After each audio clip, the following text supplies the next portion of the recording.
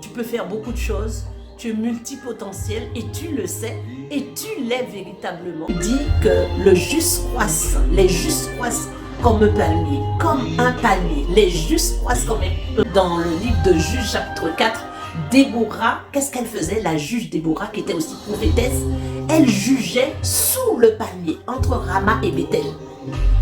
Que veut dire tout ça? Que veut dire tout ça? On avance. Rama, c'est une dimension. Bethel, c'est une autre dimension. Elle était entre ces deux dimensions-là. Rama, c'est la hauteur. Donc cette femme était dans les hauteurs. Elle est née de nouveau. Elle a l'instruction. Elle a le Saint-Esprit. Elle est dans les hauteurs. Elle n'est pas dans la vallée. Même si tu es dans la vallée aujourd'hui, ton esprit est dans les hauteurs. Parce que tu es né de nouveau. Et elle jugeait la maison d'Israël entre Rama et Bethel. Bethel, c'est la maison de Dieu. Tu es dans la maison de Dieu, tu es dans le royaume.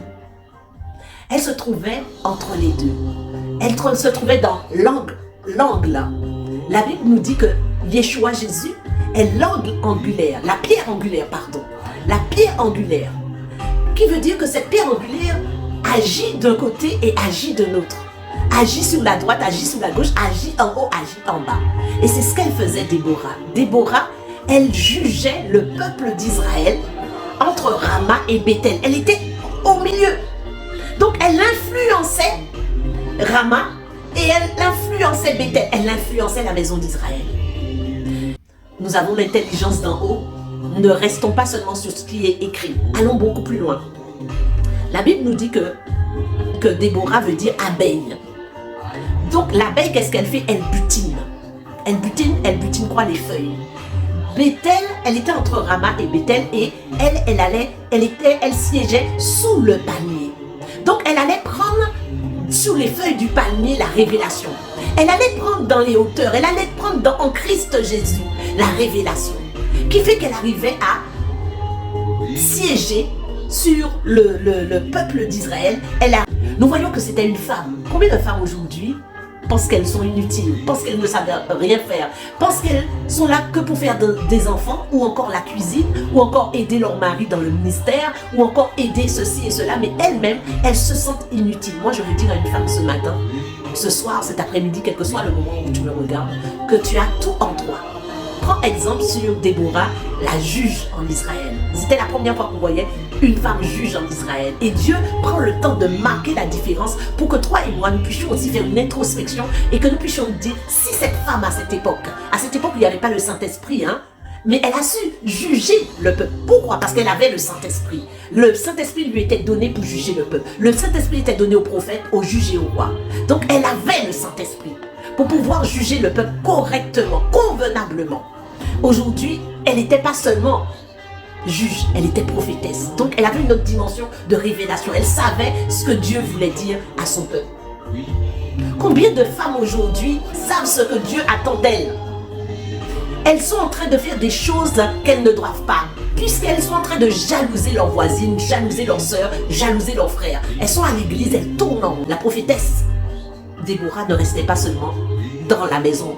Elle ne restait pas à Bethel. Elle était entre Bethel. Elle était entre Rama et Bethel. Elle n'était pas dans Bethel seulement. Est-ce que quelqu'un me comprend ce soir? Est-ce que vous jugez le peuple d'Israël sous le palmier? C'est quoi sous le palmier? Elle avait l'onction du palmier qui descendait sur elle. Que quelqu'un dise, c'est quoi le palmier? Alors le palmier, c'est un arbre puissant. Parce qu'avec le palmier, tu fais beaucoup de choses. Avec le palmier, nous pouvons faire des sandales, des nattes, des filets. Nous pouvons faire des tissages. À l'époque, on faisait la toiture du tabernacle avec le palmier. Et avec le tronc, on faisait aussi les murs du tabernacle. On peut y ajouter quelque chose d'autre. Avec le sucre ou le fruit du palmier. Qu'est-ce qu'on faisait? On faisait de l'alcool, du vin, du miel. On le fait encore aujourd'hui. On peut faire encore de l'huile de palme. Ce que nous trouvons aujourd'hui, des objets de décoration, du gel douche, de la mousse à raser. J'ai listé tout ce que l'on peut faire avec le palmier. Avec le palmier, on peut faire aussi du fond de teint, de la cire pour les cheveux, le mascara, du crayon à yeux, du paracétamol. Du paracétamol. La chose dont on a besoin quand on a mal à la tête. Le paracétamol, l'antalgique en fait, qui va nous permettre d'apaiser nos douleurs. peux faire aussi du lait maternisé, certains plats cuisinés, des friandises pour les enfants et du biocarburant.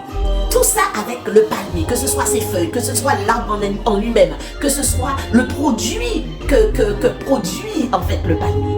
Aujourd'hui, tu dis que tu tournes en rond. La Bible te dit que les justes croissent comme le palmier.